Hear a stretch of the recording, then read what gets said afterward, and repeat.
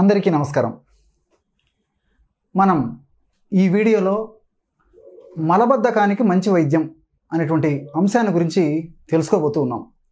మలబద్ధక సమస్య సమస్త రోగవర్ధకం మలవర్ధకం అన్నారు మహర్షులు. అంటే అనేక రోగాలను పెంచేదిగా ఈ మలబద్ధకం ప్రధాన పాత్ర వహిస్తుందంటే ఆశ్చర్యం వేస్తుంది.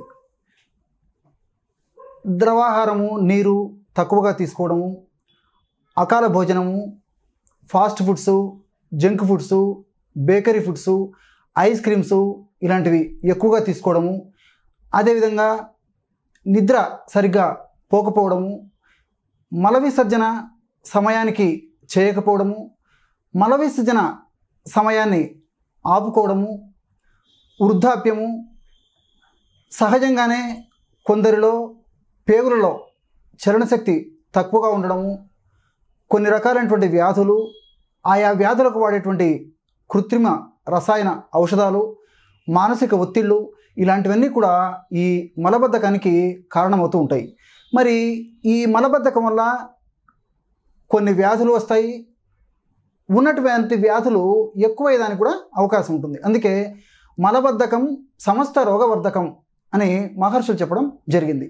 మరి ఇటువంటి మలబద్ధకాన్ని సహజ సిద్ధంగా ప్రకృతి సిద్ధంగా లభించేటువంటి ఆహార ఔషధాలతో, ఇతర మూలిక ఔషధాలతో వాడి ఆ యొక్క సమస్యని తొలగించేందుకు ప్రకృతి చక్కనైనటువంటి ఉపాయాలని, పరిష్కార మార్గాలని మనకి ప్రసాదించింది. వాటిల్లో అనుభవపూర్వకమైనటువంటి ఒక చక్కటి వైద్యాన్ని ఇప్పుడు మనం తెలుసుకోబోతున్నాం.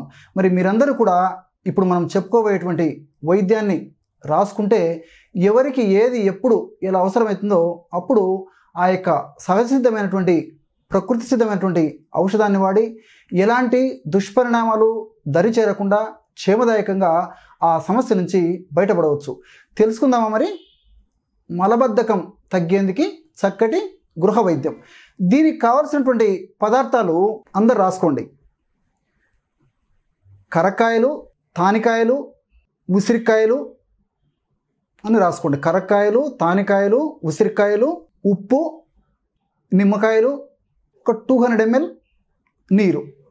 ఇది ఈ యొక్క ఔషధం తయారు చేసేందుకు కావాల్సినటువంటి పదార్థాలు. మరి ఔషధాన్ని ఎలా తయారు చేసుకోవాలంటే కరక్కాయలు, తానికాయలు, ఉసిరికాయలు కలిపి తయారు చేసినటువంటి చూర్ణం ఏదైతే ఉందో దాన్ని త్రిఫల చూర్ణం అంటారనమాట. ఈ త్రిఫల చూర్ణము సంవత్సరం అంతా కూడా ప్రామాణిక కంపెనీ వాళ్ళు తయారు చేసినటువంటి ఈ త్రిఫల చూర్ణము మనకి మార్కెట్లో దొరుకుతుంది. అంటే కరక్కాయ పెచ్చులు, తానికాయ పెచ్చులు, ఉసిరికాయ పెచ్చులు కలిపి తయారు చేసినటువంటి చూర్ణం. ఈ యొక్క చూర్ణాన్ని మనకై మనం స్వయంగా తయారు చేసుకోవచ్చు. అంటే కరక్కాయలను తెచ్చుకొని దంచి లోపల విత్తనాలు తీసేసి ఆ బొప్పిని ఎండించి పౌడర్ చేసుకోవాలి. అట్లే తానికాయలను కూడా దంచి లోపల విత్తనాలను తీసేసి పై పెచ్చుని ఒకరోజు ఎండించేసేసి మెత్తగా పొడి చేసుకోవాలి. ఉసిరిక పెచ్చులు మనకు మార్కెట్లో కూడా దొరుకుతాయి కాబట్టి ఆ ఉసిరిక పెచ్చులను కూడా తెచ్చుకొని మెత్తగా పొడి చేసుకోవాలి. ఈ మూడింటిని సమానంగా కలిపి తయారు చేసినటువంటి చూర్ణం ఏదైతే ఉందో దాన్నే త్రిఫల చూర్ణం అంటారు.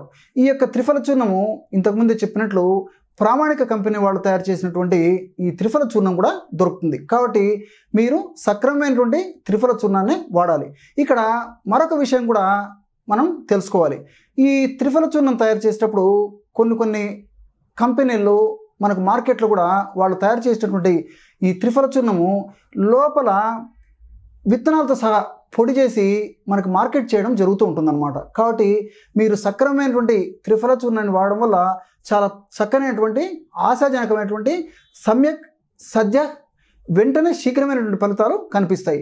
లేదంటే ఒక్కొక్కసారి ఈ త్రిఫల చూర్ణంలో వాడేటువంటి కరక్కాయ విత్తనాలు, అదేవిధంగా తానికాయ విత్తనాల యొక్క చూర్ణం కూడా అందులో కలవడం వల్ల మరి ఒక్కొక్కసారి సంతృప్తికరమైనటువంటి ఫలితాలు కూడా కలగవు. కాబట్టి ప్రామాణికమైనటువంటి కంపెనీ వాళ్ళు తయారు చేసినటువంటి త్రిఫల చూర్ణం తెచ్చుకోండి, లేదా మీకే మీరు తయారు చేసుకోండి. ఈ విధంగా వాడినప్పుడు చాలా చక్కటి ఫలితాలు కలుగుతాయి. ఈ త్రిఫల చూర్ణం అంతా కలిపేసేసి ఉంచుకున్నటువంటి ఈ త్రిఫల చూర్ణాన్ని ఒక 5 గ్రాములు తీసుకోండి. అంటే ఒక teaspoon 1 teaspoon triphala చూర్ణాన్ని తీసుకోవాలి. అట్లే 1 టీ స్పూను త్రిఫల చూర్ణాన్ని తీసుకోవాలి. ఈ 1 టీ స్పూను త్రిఫల చూర్ణాన్ని 200 మిల్లీలీటర్ల నీళ్ళల్లో వేసేయాలి. అట్లే 1 గ్రాము ఉప్పు కూడా అందులో వేసేయాలి. ఈ విధంగా వేసి పొయ్యి మీద పెట్టేసి సన్న మంట మీద 200 మిల్లీలీటర్ల నీటికి గాను 100 మిల్లీలీటర్ల నీరు మాత్రమే మిగిలేటట్లు మరిగించి దించి గోరువెచ్చగా ఉన్నప్పుడు వడగట్టేసి అందులో అరబద్ద నిమ్మరసం కలిపి సేవించాలి. ఇంతే. ఈ యొక్క సేవన ఎలా ఉండాలంటే సమస్య కొద్దిగా ఉన్నటువంటి వాళ్ళైతే రోజు రాత్రి పడుకునేటప్పుడు తీసుకుంటే సరిపోతుంది.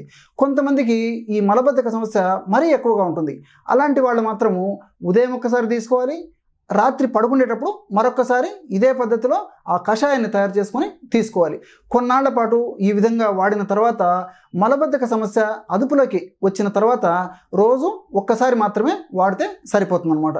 ఈ విధంగా క్రమం తప్పకుండా ఈ యొక్క ఔషధాన్ని ఈ పద్ధతిలో వాడుకోవడం వల్ల క్షేమదాయకమైనటువంటి ఫలితాలు, సంతృప్తికరమైనటువంటి ఫలితాలు అతి శీఘ్రంగానే కలుగుతాయి.